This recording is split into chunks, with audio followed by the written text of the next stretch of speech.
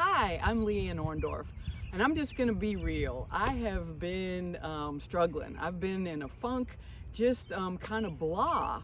And so I was thinking about what our small group had been studying since January. We've been reading the Torah, the first 5 books of the Bible. And in Deuteronomy, it just reminded me of how Moses would share with them all that God had done and how he had blessed them along their 40-year journey. And so I started thinking about all the ways God has blessed me over the years. And even in Psalms 77, it says, "I shall remember the deeds of the Lord. Surely I will remember thy wonders of old." And so it got me to thinking, and one of the first things that came to my mind was my crush on Donny Osmond. And yes, I really liked him as a kid. Now, if you're younger and you don't know him, he sang "I'll Make a Man Out of You" in the movie Milan. So I wanted to go to Los Angeles, California to meet Donny Osmond. Well, little did I know, years later, as I was graduating from college, I would be attending a banquet where someone spoke on a group called YWAM, Youth with a Mission. And they said, we're offering an SOS Summer of Service where you can go out to Los Angeles for the 1984 Olympics and be able to share about God with all the people from all over the world that come. And I'm like, that's it. That's how I'm going to go to Los Angeles. And so I did, and I traveled cross country with a wonderful group of people and was able to share about God. You know, and that's what I love about God.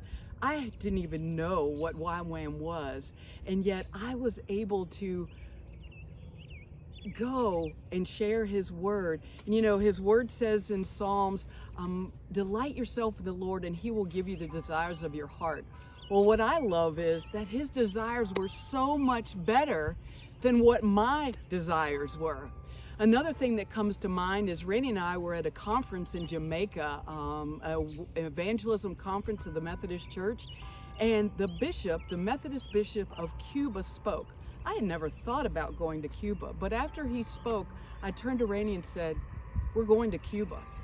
And 6 months later, we get a call, and I've had the privilege to be and go on mission trip to Cuba for 3 times, and I have been so blessed that my life has been changed because of their love for God. And again, something seemingly random, but not random with God, just blessed my life with this. The other thing was, in 2017, our church was considering going to Honduras, and I was like, man, I don't know if I'm supposed to go on this trip. I was just really questioning whether this was the time for me or not. And so I was driving in my car, and I was getting ready to eat a banana, and I peeled it down, and I happened to look at the label on the banana, and I have it in my Bible, and I still keep it now, and it says Honduras 33. And for many of you, you know that 33 was Kelsey's favorite number. And so it just meant so much for me. So Honduras 33, okay, Lord, I got it. I'm going to Honduras. I have been blessed to be able to go twice to Honduras, and just am so blessed by these people.